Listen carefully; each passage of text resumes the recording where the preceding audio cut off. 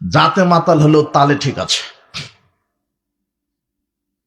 তখন তোমার নেতার এই কথা বলা লাগতো, যদি আকাশের মালিক আল্লাহ হয়, জমিনের মালিক আল্লাহ হয়, বেহেশতের মালিক যদি আল্লাহ হয়, দোজখের মালিক যদি আল্লাহ হয়, মানুষের সৃষ্টিকর্তা যদি আল্লাহ হয়, তাহলে বাংলাদেশ সংসদ চলবে আল্লাহর বিধানে, রাজনীতিও করতে হবে কার বিধানে? এইখানে তোমার নেতা জাতে মাতাল হলেও তালে কি ঠিক, এই কথার বলেনি। তোমার নেতার জন্য, ওই নেতার জন্য আমি দোয়া করি, আল্লাহ ওই নেতাকে আপনি কবুল করেন, ওমর ইবনুল খাত্তাবের মতো নেতৃত্ব হিসেবে কবুল করেন। আমরা নেতার পরিবর্তন চাই না, আমরা নীতির পরিবর্তন চাই। নীতির পরিবর্তন চাই। আমি কোন দলের গোলামি করতে আসিনি, কোন দলের ব্যাপারে আমি কোনো এখানে ক্যানভাস করতে আসিনি, আমি কোন নেতার ছাপায় গাইতে আসিনি।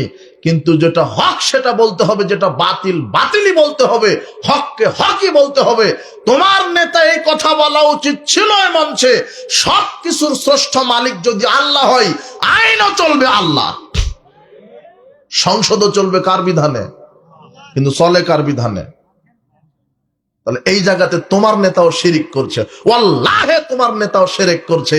আল্লাহর বিধান বাদ দিয়ে কেউ যদি মানুষের বিধান দ্বারা রাষ্ট্র চালায়, সেও মুশরিক। সেও কি? মুশরিক। বিধান চলবে কার, আর আপনি চালাচ্ছেন কার? কথা বুঝেননি মনে হয়। যদি মনে করে যে মানুষের বিধানে উত্তম আল্লাহর বিধানের চাইতে, তাহলে তখন সে কাফের, সে আর কি না, মুসলমান না। এখানেই লোকমান হাকিম তার ছেলেকে বলছেন, বুনাইয়া, আমার আদরের সন্তান, আল্লাহর সাথে শিরক করো না। জাতিকে এই বাক্য বুঝতে হবে আল্লাহর। এদেশের রাজনৈতিক প্রচারণা শুরু হয় শিরক দ্বারা, এদেশের রাজনৈতিক প্রচারণা মাজার খানকা দ্বারা শুরু হয়। আবার এই নেতা যখন নেতা নির্বাচিত হয়, শপথও নেয় শিরকি বাক্য দ্বারা।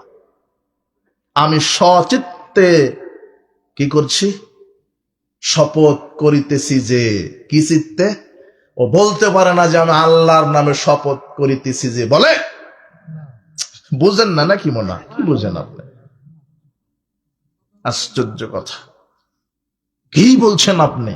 রাজনৈতিক প্রচারণা শুরু হয় শিরক দিয়ে, নেতৃত্ব পাওয়ার পরে নেতৃত্ব প্রচার শুরু হয় শিরক দিয়ে। বলছে আমি সচিত্তে শপথ করিতেছি যে, আল্লাহর নামে কি করে না? এখানেও শিরক। এরপরে যখন সংসদে যাচ্ছে, যে আইন পাশ করছে সেখানেও আল্লাহর নাই, ওখানেও শিরক। তোমার নেতার ভাষাতেই বললাম, সবকিছুর স্রষ্টা মালিক যদি আল্লাহ হয়, তাহলে আইনের মালিক কে? কই তোমার আইন? জাতে মাতাল তালে ঠিক হলে হবে? সবকিছুতেই ঠিক থাকতে হবে।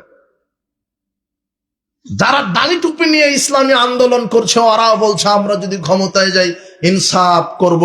ওরাও বলছে না যে কোরআন হাদিস দ্বারা দেশ চালাবো, এরাও চালাক। অবাক কথা, বলছে ইনসাফ কায়েম করব।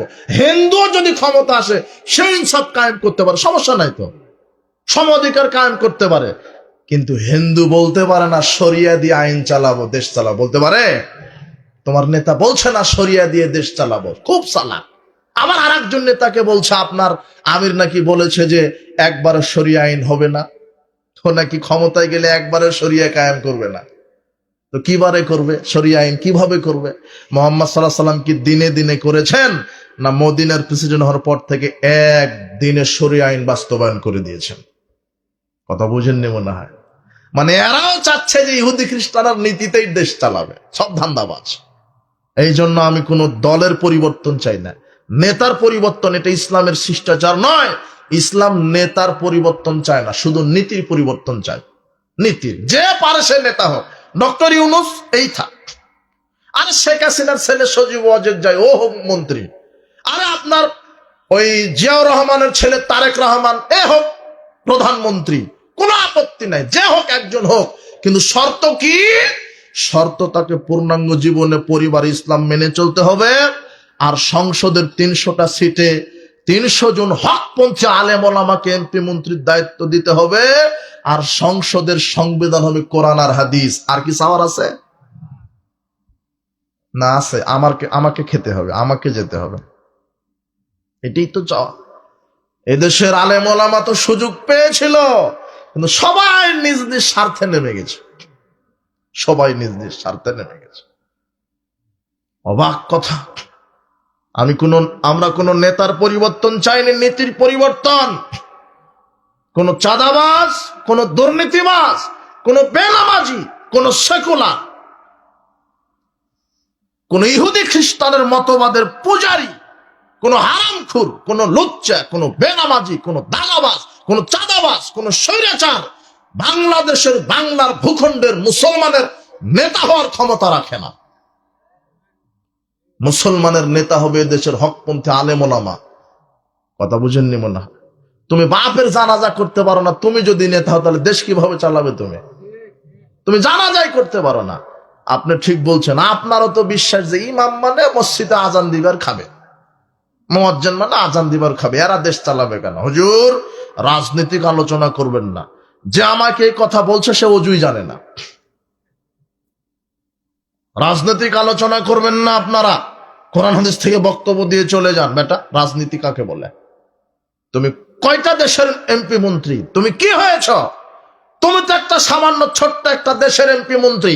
তুমি আমাকে বলো কি করে রাজনৈতিক আলোচনা করবে না? বেটা, পৃথিবীর ইতিহাসে সর্বশ্রেষ্ঠ রাজনীতিবিদ হচ্ছেন মুহাম্মদ সাল্লাল্লাহু আলাইহি সাল্লাম। পৃথিবীর ইতিহাসে সর্বশ্রেষ্ঠ রাষ্ট্রবিজ্ঞানী মুহাম্মদ সাল্লাল্লাহু আলাইহি সাল্লাম। পৃথিবীর ইতিহাসে সবচেয়ে অর্থনীতিবিদ, সবচেয়ে বড় রাষ্ট্রবিজ্ঞানী, সবচেয়ে বড় শিক্ষানবিদ, আকাশের নিচে জমিনের উপরে সবচেয়ে নম্র, ভদ্র, তাকওয়াশীল, আল্লাহ ভীরু মানুষ মুহাম্মদ সাল্লাল্লাহু আলাইহি সাল্লাম। রাজনীতিবিদ কাকে বলে বেটা? রাজনীতিবিদ কি পরে ফিন্দে খায় না পায়খানা করে? রাজনীতিবিদ মানে যারা রাষ্ট্র চালায়। রাজনীতি, যেই নীতিতে রাজা রাষ্ট্র চালায় তাকে বলা হয় রাজনীতিবিদ। আমার নবী মুহাম্মদ সাল্লাল্লাহু আলাইহি সাল্লাম তিনিও রাষ্ট্র চালিয়েছেন। তার দৃষ্টান্তমূলক রাষ্ট্র পৃথিবীতে ইনসাফ ভিত্তিক দ্বিতীয় কেউ চালাতে পারে। তো মুহাম্মদ সাল্লাল্লাহু আলাইহি সাল্লাম রাজনীতিবিদ না? আমি তার উম্মত না? তুমি তো সামান্য একটা ভূখণ্ডের এমপি মন্ত্রী। ওমর ইবনুল খাত্তাব ছিলেন অর্ধ পৃথিবীর রাজনীতিবিদ। কি পৃথিবীর? বর্তমান পৃথিবীর অর্ধেকটারই মন্ত্রী ছিলেন কে? ওমর ইবনুল খাত্তাব। তোমার মতো একটু ইউনিটের মেম্বার হয়ে আমাকে বলছো রাজনীতি করবো না? বেটা, তোমাকে রাজনীতি শিখাবো? কয় লাইন তুমি পড়েছো? তোমার রাজনীতি করার ধান্দা হচ্ছে দুর্নীতি করার ধান্দা। তোমার একটা চেয়ারম্যান হতে তুমি খরচ করো 1 কোটি টাকা। ও 1 কোটি খরচ করে আর নিয়ত করে চেয়ারম্যান হলেই 50 কোটি খাবো। আপনি আবার ঠিক বলছেন, 500 টাকাতে আপনি বিক্রি হয়ে যান। যে অবাক করা হলো, অবাক। কোরবানির সময় একটা গরু, একটা খাসির দাম হয় 15 লক্ষ টাকা, আর ভোটের সময় যখন আসে কামারখন্দর মানুষের লোকের দাম হয় 500 টাকা। 1 কাপ চা, 1-2টা ডিম খেয়ে এমন চেয়ারম্যানকে ভোট মেরে দিল যে অজুই জানে না, অজুই জানা নাই। আর ও কি করবে তোমার? ও মাদক বন্ধ করবে, মাদক আরো দিবে, বলবে আমার ক্যানভাস করো, যত লাগে দিব, নারী দিব, গাড়ি দিব, বাড়ি দিব। ও কি করবে? তো বেনামাজিকে নেতা বানালে কেন? ও বেনামাজিকে নেতা বানালেও কি নামাজ কায়েম করবে? চোরকে নেতা বানালেও কি ইসলামের আইন কায়েম করবে? কিন্তু যদি, আবারও বলছি, নেতার পরিবর্তন নয়, কিসের পরিবর্তন? নীতির। আমরা আগামীতে দেখতে চাই হকপন্থী আলেম ওলামা নেতৃত্ব দিবে। আপনি কামারখন্দ থানার সবচেয়ে বড় মসজিদ, 5000 লোক জামাতে সালাত আদায় করে, তাহলে যোগ্য একটা ইমাম দরকার, তাই না? 5000 লোক জমা পড়বে, যোগ্য একটা ইমাম দরকার। কোরআন হাদিস থেকে যেন অগ্নিঝরা বক্তব্য দিতে পারে, দলিলিক আলোচনা করতে পারে। যার যোগ্যতা আছে এমন যোগ্যতা সম্পূর্ণ ইমাম দরকার। 5000 লোকের ইমাম। তখন আপনি ইন্টারভিউ বসেছেন, ইমাম সাহেব কি পাশ করেছেন? বলছে দাওরা। আচ্ছা ঠিক আছে, চলবে। একটু কেরাত করেন তো, সুমধুর কণ্ঠে কেরাত। আচ্ছা ঠিক আছে, চলবে। দাড়ি দেখি ছাটেন নাকি? না ছাটেন না, ঠিক আছে চলবে। পায়জামাটা টাকনোর নিচে না উপরে? আচ্ছা ঠিক আছে চলবে, টাকনোর উপরে। আপনার বউ কি পর্দায় চলে? চলে। আচ্ছা ঠিক আছে। হারাম খান নাকি? না হালাল। হালাল। আচ্ছা ঠিক আছে চলবে। এত কিছু ইন্টারভিউ নিলেন, কয়জনের লোকের ইমাম? 5,000। আর যখন নির্বাচন আসে তখন একটা জেলার জন্য এমপি নির্বাচিত হয় কত লোকের জন্য? 4-5 লাখ, ও 4 লাখ ধরেন। 4 লক্ষ মানুষের নেতা এখন আপনি নির্বাচিত করবেন। এই জাতি এত বোকা, এই জাতি এত বোকা। 5,000 লোকের ইমাম নির্বাচন করতে বলছে, সালাত আদায় করো, দাড়ি ঠিক আছে, টুপি ঠিক আছে, পায়জামা ঠিক আছে, বউ ঠিক আছে, রুজি ঠিক আছে। আর যখন 5 লক্ষ লোকের এমপি নির্বাচন করে তখন এই জাতি দেখে না আমি যাকে এমপি করছি তার মুখে দাড়ি আছে কিনা, আমি যাকে এমপি করছি মাথায় টুপি আছে কিনা, আমি যাকে এমপি করছি 5 ওয়াক্ত সালাত আদায় করে কিনা, আমি যাকে এমপি করছি তার বউ পর্দায় থাকে কিনা, আমি যাকে এমপি করছি তার বেটিকে দিয়ে রাজনীতি করাই কিনা, আমি যাকে এমপি করছি সে লুচ্চা কিনা, বদমাশ কিনা, গাঁজাখোর কিনা, ইয়াবাখোর কিনা, চাঁদাবাজ কিনা, বাংলাদেশের জাতি এ পর্যন্ত তদন্ত করেনি। তদন্ত করেছে? করেনি। 1971 সাল থেকে এই তদন্তের নেতা নির্বাচন হয়নি। এই জন্য ইসলাম চাই সিলেকশন, ইলেকশন নয়। ইলেকশনের নেতা নির্বাচন হলে চোর ডাকাত হবে এমপি মন্ত্রী, আর সিলেকশনের নেতা নির্বাচন হলে এমপি মন্ত্রী হবে দেশের হকপন্থী আলেম ওলামা। ইলেকশন মানে এই যে তোমার প্রচলিত গণতন্ত্র ভোট পদ্ধতি, মানে এই খুঁটিটা হলো হিরো আলম এমপিতে দাঁড়িয়েছে, আর এই খুঁটি হলো মদিনা বিশ্ববিদ্যালয় থেকে ফারেক, মদিনা মাদানি, খুব বিজ্ঞ আলেম, পণ্ডিত, বিজ্ঞ আলেম। এখন ভোট শুরু হয়ে গেছে। হিরো আলম ভোট পেয়েছে 99 জন, সিনেমাখুর, নাটকখুর, বেশ্যা, লুচ্চার ভোট পেয়েছে 99টা, আর মাদানি সাহেব ভোট পেয়েছে বাংলাদেশের বিজ্ঞ 98 জন আলেমের। বলতো গণতন্ত্রে এমপি কে? বোঝনি মনে হয় তুমি। একটা ভোট বেশি পেয়েছে, আর নাম হলো গণতন্ত্র। গণতন্ত্রে মাথা গণা হয়, মাথার ভিতরে ঘেলু গণা হয় না। আর ইসলামে ঘেলু গণা হয়, মাথা গণা হয় না। গণতন্ত্র শিরক, কুফর। গণতন্ত্র মানে জনগণের আইন, ইসলাম মানে আল্লাহর আইন। গণতন্ত্র মানে ক্ষমতার উৎস জনগণ, ইসলাম মানে ক্ষমতার উৎস আল্লাহ। গণতন্ত্র মানে অধিকাংশ রায় চূড়ান্ত, ইসলাম মানে আল্লাহর বিধান চূড়ান্ত। গণতন্ত্র মানে আইন পরিবর্তনশীল, ইসলাম মানে কোরআন হাদিসের আইন অপরিবর্তনশীল। তাহলে কোরআন ইসলাম উত্তম না গণতন্ত্র উত্তম?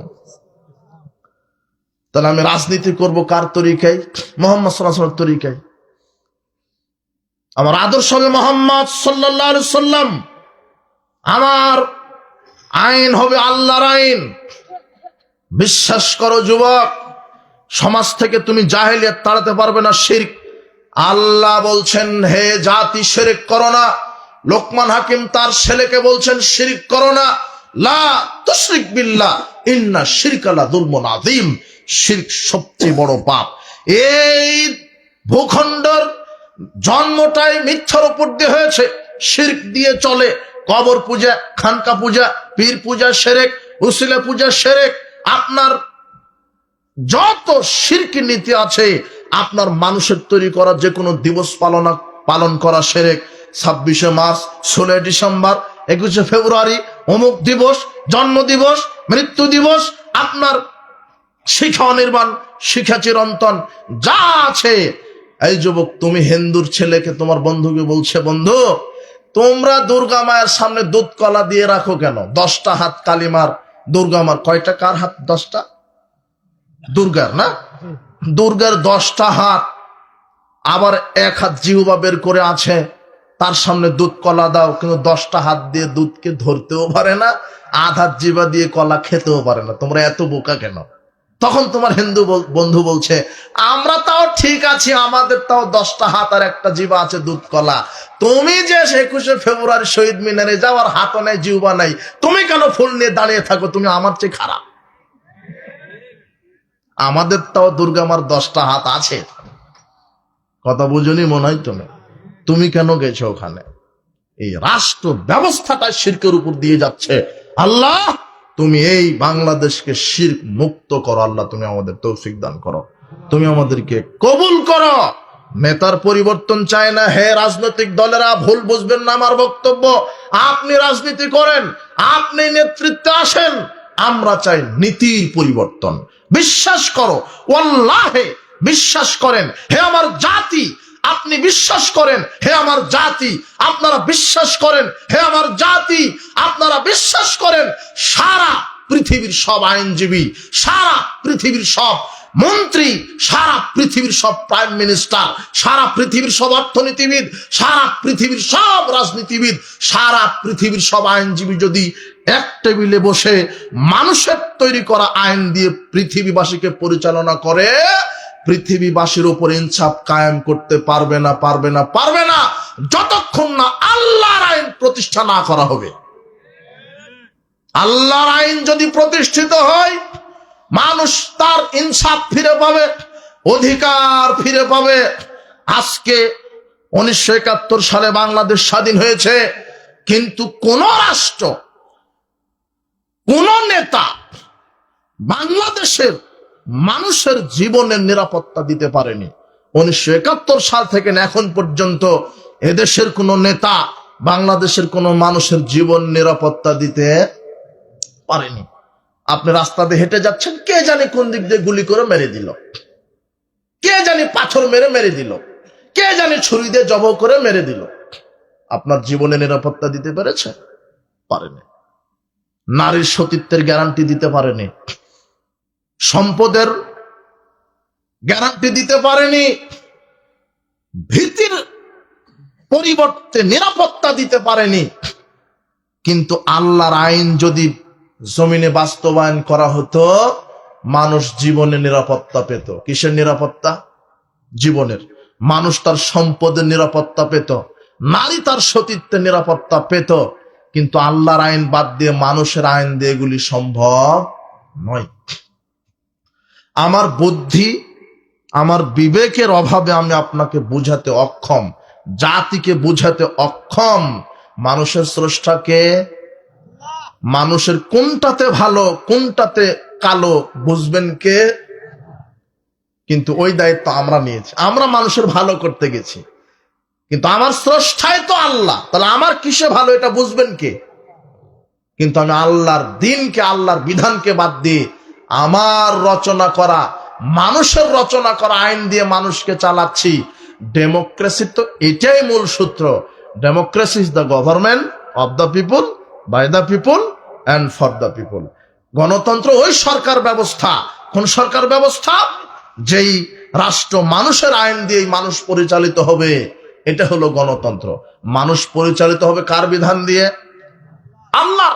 আল্লাহর বিধান যদি সংসদে কায়েম করা হয়, কি? কোরআন।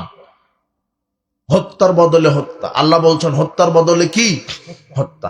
আপনি একজনকে হত্যা করেছেন, আপনার কি বিচার হবে? হত্যা। এটা কার আইন? এই আইন কি আছে? বরং যে হত্যাকারী, হত্যাকারীর পকেটে মামু খালু সব রেডি।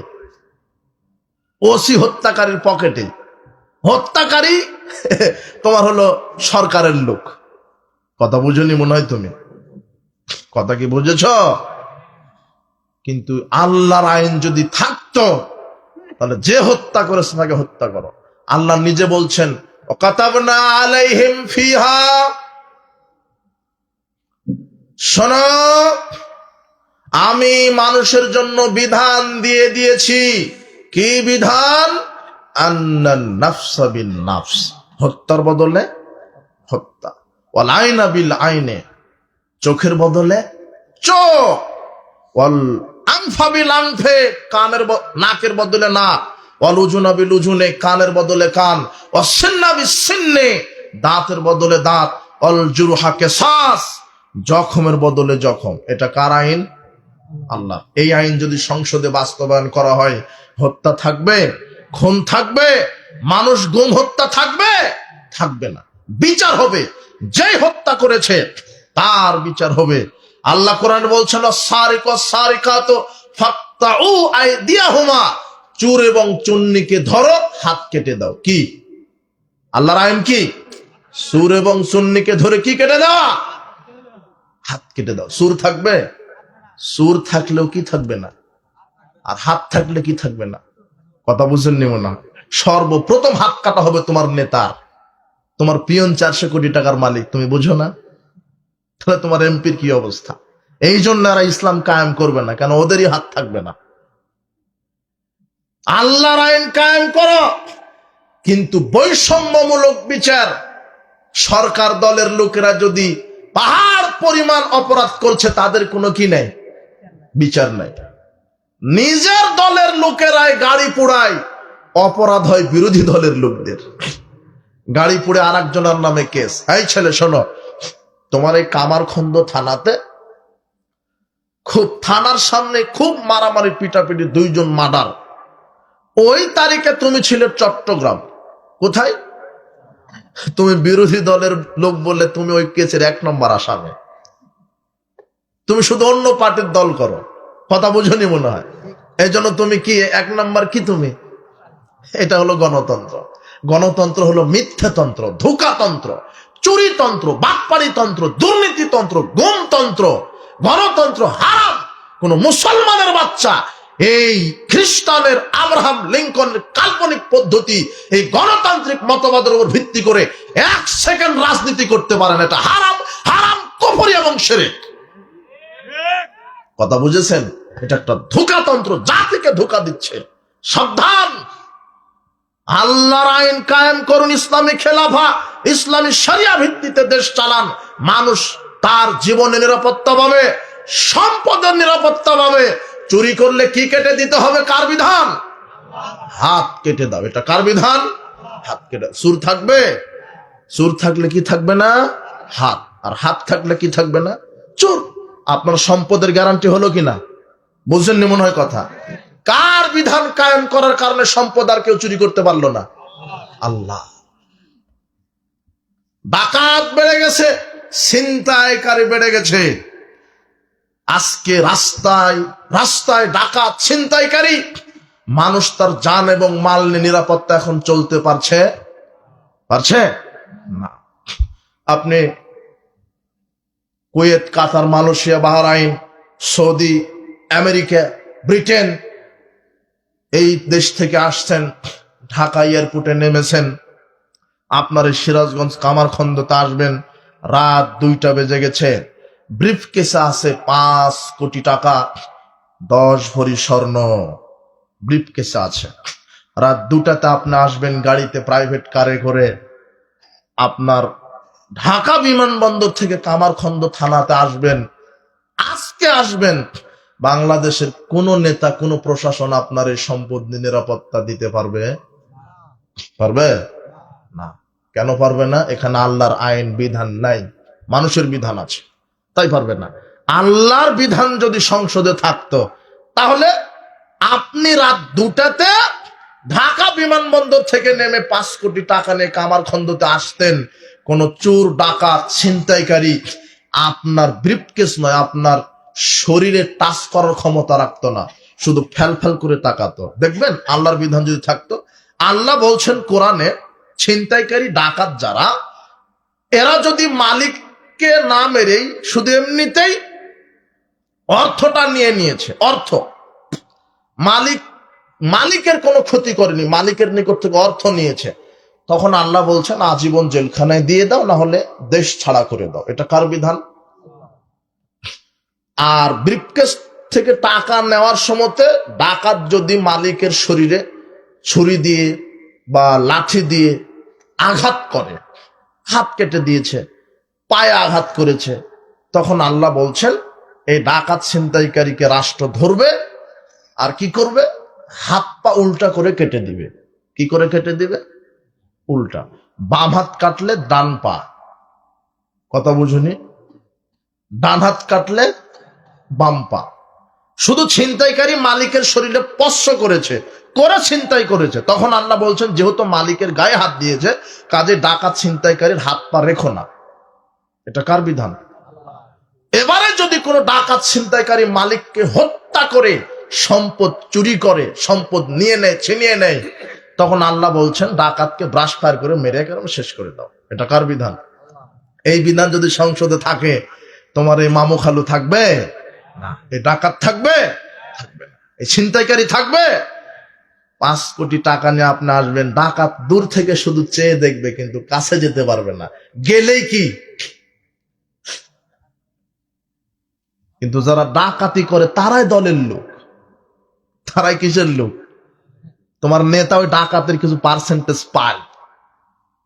তোমার নেতাকে আগেই বলে দিয়েছে, নেতাজি আমরা 100 জন আছি এই কাজে, এই যে তরবারি, এই যে সব, আমরা 1 মাসে যত ডাকাত ছিনতাইকারী করবে একটা পার্সেন্টেজ আপনি পাবেন। সবচেয়ে বড় ডাকাতি হলো তোমার নেতা।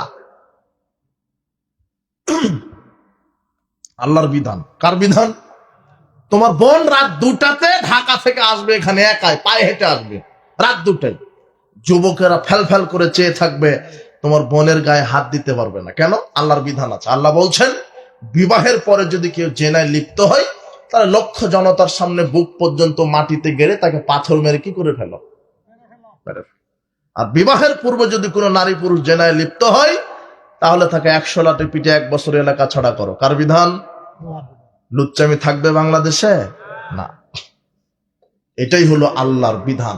শ্রমিক তার কাজের পূর্ণ মূল্য পাবে, মেয়েরা নারীরা তাদের অধিকার ফিরে পাবে, রিক্সা চালক ভ্যান চালক তাদের অধিকার ফিরে পাবে, কৃষক তার দ্রব্য মূল্যের পূর্ণ প্রতিদান পাবে, যদি কার বিধান কায়েম হয়?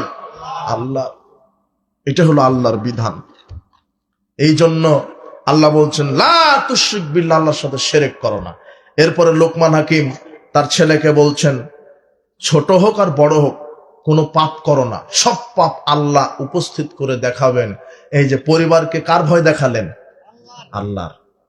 আব্বু ছোট পাপ করো বড় পাপ করো, আল্লাহ উপস্থিত করে দেখাবেন। তা যদি থাকে আকাশে, তা যদি জমিনে, তা যদি থাকে পাথরের নিচে, ইয়াতি বিহাল্লাহ, আল্লাহ তা উপস্থিত করে দেখাবেন।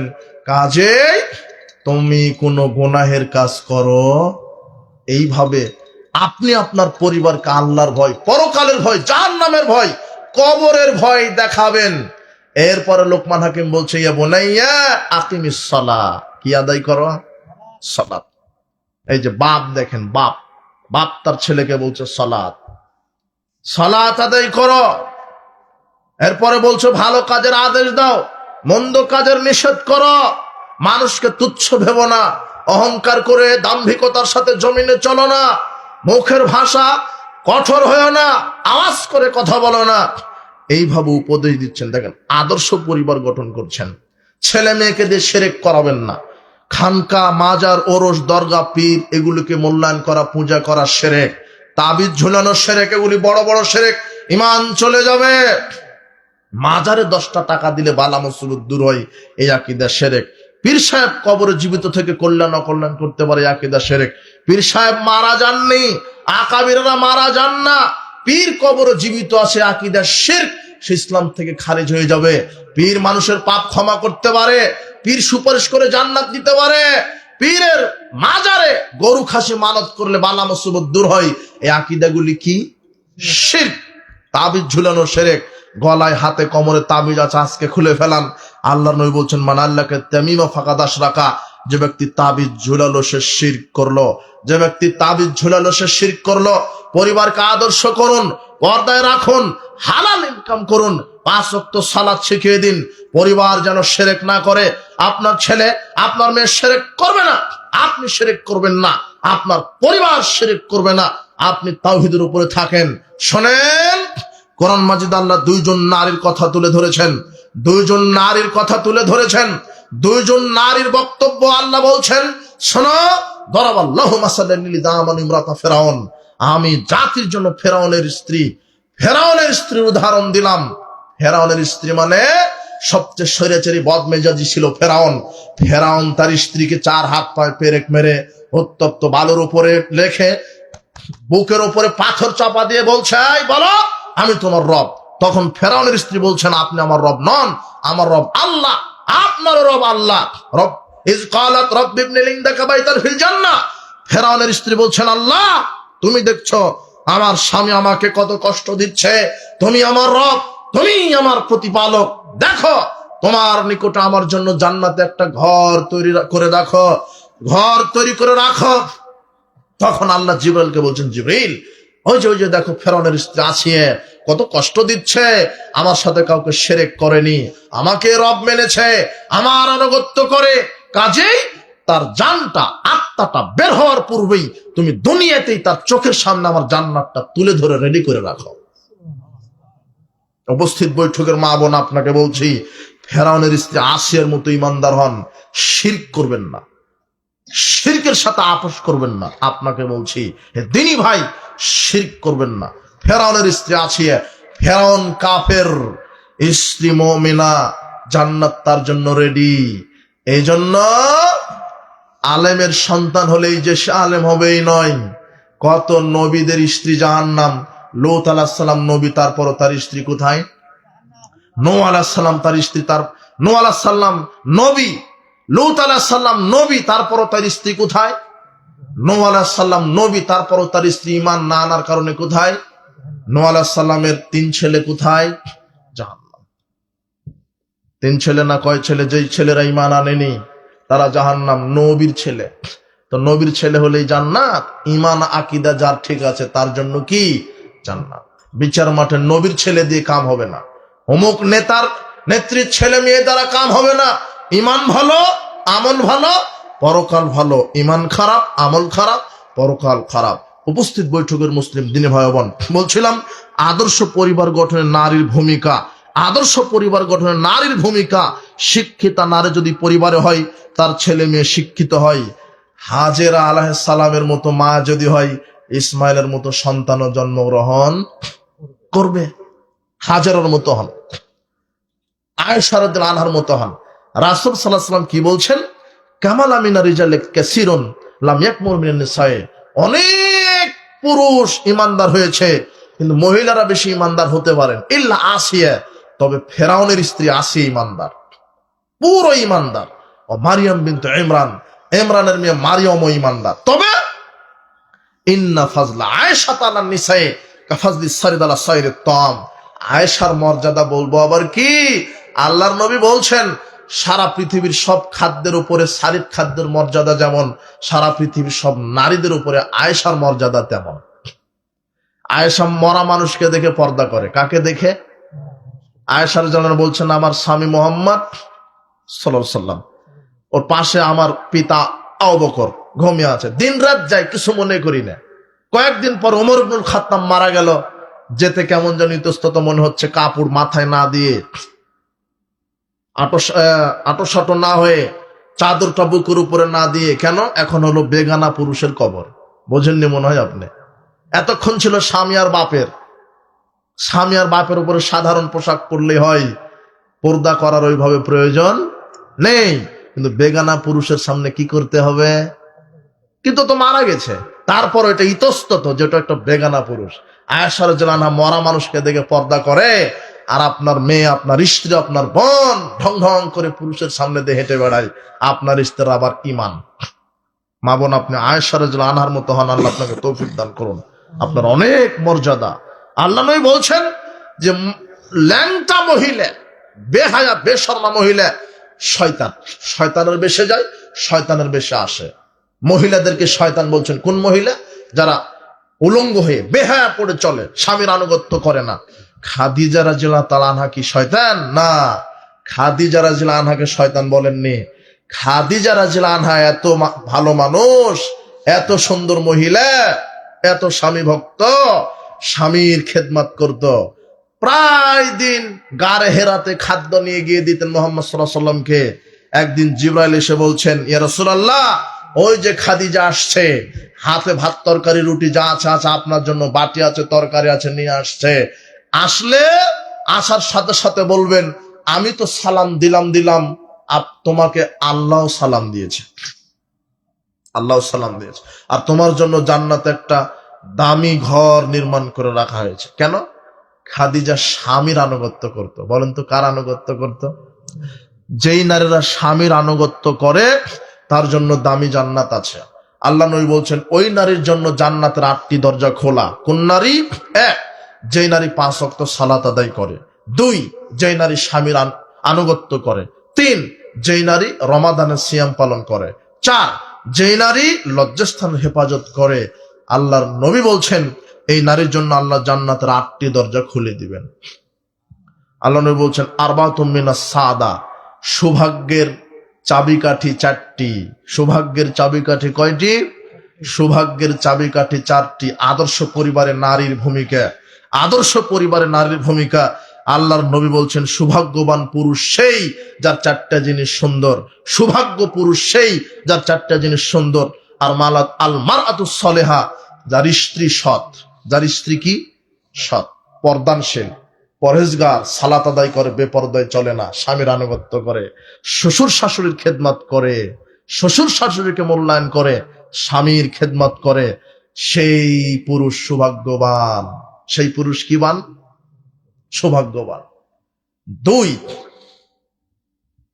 অলজারুস সালেহ, যার প্রতিবেশী সুন্দর, যার প্রতিবেশী সৎ।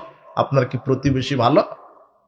একটু কিছু হলেই বেড়া লাগে, তোকে যেতে দিব না, তোর মুরগি যেন আমার আঙিনায় না আছে। কি দাম্ভিকতা! তোকে এই রাস্তা দিয়ে ভ্যান নিয়ে যেতে দিব না, কি দাম্ভিকতা! মাত্র 5 টাকা দামের একটা বেগুন গাছ আপনার বকরি খেয়ে ফেলেছে, তখন আপনার স্ত্রী ও যার ছাগল খেয়ে ফেলেছে বলছে যে ওর ছেলের চোখ কানা করে না কেন? 5 টাকার বেগুন খাওয়াতে কত বড় অভিশাপ দিল তোমার বউ। কথা বুঝেনি মনে হয়? 5 টাকার বেগুন খেয়েছে, 5 টাকার দামের বেগুন গাছ খেয়েছে, তোমার স্ত্রী সারা দিন গালি দিল। আপনিও চাকরি থেকে অথবা মাঠ থেকে এসে আপনিও লাগলেন। 2 ঘন্টা গালি দেওয়ার পরে বলছেন খালেদা এখন ধৈর্য ধরো। মানে আগে ধৈর্য ধরতে বলেন, আগে গালি দিয়ে রাগ মিটিয়ে নিলেন, তারপরে বলছে হয়েছে, মানে এখন আর পারছেন না, তখন বলছে হয়েছে। এই হলো প্রতিবেশী। যার ভালো প্রতিবেশী নয় সে সৌভাগ্যবান নয়। 3, মাসকানু লসিয়া, যার বাড়ি প্রশস্ত। বাড়ি প্রশস্ত, মেহমান গেলে থাকার জায়গা আছে, ঘুমানোর জায়গা আছে, পেশাব পায়খানার জায়গা আছে, পর্দার ঘাটতি হয় না। তার মানে আমি বলছি না বিল্ডিং করতে হবে, এসি করতে হবে, চটছালা দিয়ে ঘিরে হন, বাঁশ দিয়ে ঘিরে বাড়ি করেন, কিন্তু প্রশস্ত, পর্দার যেন কোনো ঘাটতি না হয়। প্রশস্ত বাড়ি, মেহমান গেলে তাকে থাকার জায়গা দিতে পারেন। প্রশস্ত বাড়ি। আপনি ওই বস্তা দিয়ে ঘিরেন, চট দিয়ে ঘিরেন, আপনি খেজুর গাছের পাতা দিয়ে ঘিরেন, বাঁশ খাম্বা ফাটিয়ে বাঁশ দিয়ে বাঁশের বাড়ি করেন, তারপরে প্রশস্ত বাড়ি, মেহমান খানা থাকবে, স্ত্রীর জন্য আলাদা একটা রুম থাকবে, স্ত্রীর রুমে কেউ ঢুকবে না, কে ব্যতীত? তুমি তোমার বন্ধু বান্ধব সবাইকে স্ত্রীর রুমে ঢুকাচ্ছ, স্ত্রীকে সামনে নিয়ে গল্প করছো। বিশ্বাস করো 2 দিন পরে তোমার বউ বন্ধুর হয়ে যাবে। আর তুমি যে এত ইতর কাপুরুষ, তোমার বউয়ের ছবি উঠা ফেসবুকে আপলোড করে দিচ্ছ, বলছো যে এটা আমার বউ। জাতীয় বলছে যাক ভালোই একটা মাল রে। অবাক! তুমি আবার এত নিচে নামলে কেন? এখন যারা কুকুর শিগাল এরাও যখন মিলন করে দেখবে খড়ের উতে যায়। দেখো নি তুমি? না বোঝনি মনে হয়। মানুষের অত্যাচারে কুকুরও যখন মিলন করছে, দেখো যে খড়, মানে যে এগুলো কি বলে, খ্যার, খ্যারের পালা বলেন কিনা, পালা, পালার উতে গিয়ে দেখো কুকুরেরা মিলামেশা করছে, মানে ওদেরও একটা ইতস্ততা আছে মনে হচ্ছে। ওটা তোমার নাই। তোমার বউকে লিপস্টিক, আলকাতরা, কপালের ঠেগুলি দিয়ে ফেসবুকে মেরে দিলে, আবার ওদেরকে বলা হচ্ছে ক্লাপল ব্লগার। সে কি বলছে রে বা ইংরেজিতে? বউকে দিয়ে লুচ্চামে ব্যবসা শুরু করো কেন? ভিক্ষা করে খাও, বউয়ের শরীর বিক্রি করে তুমি খাচ্ছ কেন? আশ্চর্য কথা! জাতি কোথায় নেমেছে! একেবারে ইতর শ্রেণীর মানুষ, 3rd ক্লাস মানুষ, যারা বউকে দিয়ে ব্যবসা করে, বউকে দিয়ে কেক পাউরুটি বিক্রি করা শুরু করে দিয়েছে। কাপুরুষ! তুমি কাপুরুষ, তোমার শরীরে রক্ত নাই মুসলমানের, তুমি কাপুরুষ হয়েছ। বউকে দিয়ে কেক রুটি বিক্রি করাবে কেন? কাপড় বিক্রি করাবে কেন বউকে দিয়ে? তোমার সমাজের ব্যবস্থাটা একটু উল্টা। বলছে স্বামীর খেদমত করলে না হয় চাকরানি, দাসী। তোমার শ্বশুর বলছে যে আমার মেয়েকে সংসারে এত খাটতে দিব না, দাসীর মতো খাটতে দিব না। কি করতে হবে? অফিসের বসের সাথে রাতে থাকতে হবে, মানে চাকরি করাবে মেয়েকে দিয়ে। স্বামীর খেদমত করা হলো দাসী, আর অফিসের বসের খেদমত করা হলো চাকরি। তোমার সমাজ এটা। অফিসের বস বলছে তোমার বউকে রাত 12টায় আসো তো, তাও যেতে হবে। ওটা হলো কি? চাকরি। আর যখন স্বামীকে 1 কাপ চা দিচ্ছে, ওটা হলো দাসী। তোমার জাতির উপরে আমি থুতু নিক্ষেপ করি, তোমার জাতিকে আল্লাহ হেদায়েত দান করুন। ওটা নয় শিক্ষা ব্যবস্থা। তোমার বউ চাকরি করবে কেন অন্যের আন্ডারে? নারী চাকরি করবে নারীর পরিবেশে। কথা বুঝুনি মনে হয়? সহশিক্ষা হারাম। পুরুষের সামনে 10 জন মহিলা পড়বে, এই শিক্ষা হারাম। নারী ছেলে মেয়ে একই ক্লাসে থেকে শিক্ষা নিবে, এই শিক্ষা হারাম। মেয়ের শিক্ষিকা মেয়ে, বোঝনি মনে হয় তুমি কথা? মেয়ের সামনে থাকবে মেয়ে। অফিস আদালতে একই জায়গাতে চা খাচ্ছে, ঢং ঢং করে হাসছে, কত গল্প বলছে, ভাবি আজকে কি গোসল দিয়েছেন সকালে? বাহ, কোথায় চলে গেছে তোমার অফিস চাকরি? তুমি বুঝনি মনে হয় তুমি কথা? অবাক কথা। স্বামী কি আপনাকে সময় দেয়? মানে ও দিবে, আপনি আবার হাসছেন কেন? আমার কথার পিছনে, প্রত্যেকটা কথার পিছনে সত্যতা আছে তো বেটা। ওটাই হলো নিজের পায়ে খাড়ানো। আর স্বামীর খেদমত করা নাকি গোলামি। ওটা তোমার শ্বশুর না কুকুর? ওটা তোমার শ্বশুর না? বলো তো ওটা কে? খুব খারাপ লাগছে তা না, কিন্তু কথা তো এটাই। তুমি তোমার বউকে দিয়ে অন্য পুরুষের গোলামি করাবে না, ভিক্ষা করে খাও। কথা বুঝনি মনে হয় তুমি? হ্যাঁ, নারীর পরিবেশ হলে চাকরি করুক, সমস্যা নাই। সাবধান, জাতি ভুল পথে আছে, আল্লাহ তোমাকে বোঝার তৌফিক দান করুন। সৌভাগ্যবান পুরুষ সেই যার স্ত্রী সুন্দর। তুমি ওই শুধুই চামড়া সাদা দেখে ক্রাশ খেয়ে যেও না। পরিবার দেখো, তার মা দেখো, খালা দেখো, তার ফুপু দেখো। তার মা খালা ফুপু যদি ভালো হয়, এও ভালো হবে। আল্লাহ নবী বলছেন, যেই নারী বেশি বাচ্চা দিতে পারে তাকে বিবাহ করো। তো তুমি বিবাহ করলে না, বাচ্চা কম দিবে বেশি দিবে, এটা কিভাবে বুঝবে? তার মানে আল্লাহ নবী বলছে তার মাকে দেখো, তার মার যদি 10টা হয়, এর কয়টা হবে? বোঝনি মনে হয়? তাজাওয়াজুল ওয়াদুদুল ওয়ালুদা, যেই নারী বেশি বেশি বাচ্চা দিতে পারে, স্বামীকে প্রেম ভালোবাসা দিতে পারে, এই নারীকে বিবাহ করো। ফাইন্নী মুকাসিরুম বিকুল উমামা, আমি মুহাম্মদ সাল্লাল্লাহু আলাইহি ওয়াসাল্লাম বিচার মাঠে গর্ব করব যে আমার উম্মতের সংখ্যা সবচেয়ে বেশি। ওই নারীকে বিবাহ করো যেই নারী বেশি বেশি বাচ্চা দিতে পারে। কিন্তু তোমার শিক্ষা ব্যবস্থা বলছে 2টির বেশি নয়, 1টি হলেই ভালো হয়। যে বলছে, যে খাতাতে বইয়ে এটা লিখেছে, ও যদি ওর বাড়িতে যদি ছাগল থাকে, পেটে যদি বাচ্চা থাকে, ও তখন বলছে আল্লাহ ছাগলের 6টা বাচ্চা দিও। নিজের একটা, আর ছাগলের কয়টা? মানে নিজেই প্রমাণ করছে যে ছাগলের চাইতে ওর দাম কি কম। ছাগলের 6টা চায়, নিজের কয়টা চায়? অথচ সন্তান হলেই বেশি, বেশি হলেই লাভ। 10টা সন্তান আপনার, একটা ফুটবল টিম হয়ে গেল। আপনাকে দিয়ে কয়টা? 11টা। ক্ষমতাও আপনার, গোটা কামারখন্দ থানা আপনার, কেউ সামনে আসবে না। ওরে বাবা, 11 জন, বোঝেননি মনে হয় কথা? শক্তি বেশি, টাকাও বেশি। 5 জন বিদেশে আছে, কুয়েত, কাতার, বাহরাইন, সৌদি। 5 জন, মাস গেলে 1.5-2 লক্ষ টাকা, 10 লক্ষ টাকা 1 মাসে অ্যাকাউন্টে। টাকাও বেশি, কথা বোঝেননি মনে হয়? ক্ষমতা বেশি, টাকাও বেশি। আবার 10টার মধ্যে 2টা দুধ খেতে খেতে মারা গেছে। আল্লাহ নবী বলছেন যে দুধের বাচ্চা, ছোট শিশু যদি মারা যায়, তাহলে ওই ছোট বাচ্চা বিচার মাঠে পিতা মাতার কাপড় ধরে টেনে নিয়ে জান্নাতে চলে যাবে। জান্নাতও বেশি। নিয়েছেনই একটা। আবার বলছে ধনির দুলেল, গাঁজা ছাড়া খায় না।